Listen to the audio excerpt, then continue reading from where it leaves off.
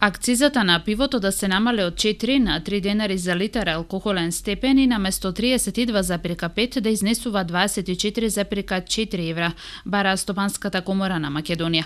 На пресконференција денеска комората укажа дека производството и продажбата на пиво изминатите 10 години бележи негативен тренд, а најголеми причини за тоа се токму зголемената акциза од 2013 година, но и воведувањето на лиценците за продажба на алкохол во 2008 година, како и временото ограничување на продажбата што доскоро беше во сила.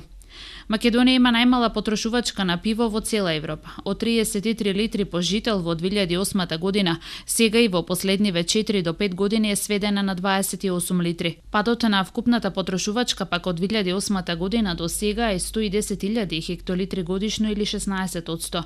Во 2008 година сме трошеле 680.000 хектолитри, а сега бројката е 570.000, рече веде извршната директорка на Стопанската комора Билјана Пеева Ѓурич. Според пресметките на компаниите, ако акцизите не се зголемеа и ако не се воведеше временото ограничување на продажбата, растот на потрошувачката ќе останеше од 1,5 до 1,8% и од 2009 до 2014 година на Македонија ќе и донесеше од 23 до 30 милиони дополнителен приход. А доколку акцизата се врати на 3 денари за литар алкохолен степен, цената на пивото ќе биде подостапна, а потрошувачката ќе се врати на 680.000 хектолитри.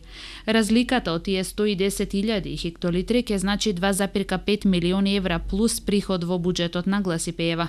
Таа укажа и дека пивската индустрија е поврзана со многу чинители, поради што придобивките би биле повеќе кратни, а тоа би ги тангирало земјоделството, добавувачите, туризмот, транспортот, трговијата на мало и на големо, што меѓу другото подразбира отварање нови работни места. Од комората за споредба наведоа дека потрошувачката на пиво во Бугарија и Романија е 75 литри по жител, во Хрватска над 81 литар, а во Чешка, која држи рекорд, 140 литри.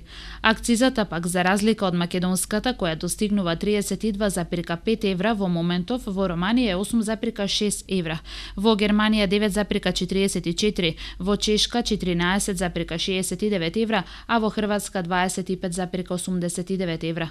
Од комората истакнаа дека анализите на Светската здравствена организација покажувале дека високите акцизи придонесуваат за зголемување на нерегистрираното производство и трговија, а предупредија и дека поради сушната година и растот на трошоците, следната година се очекува поскапување на пивото за најмалку 5% во светски рамки.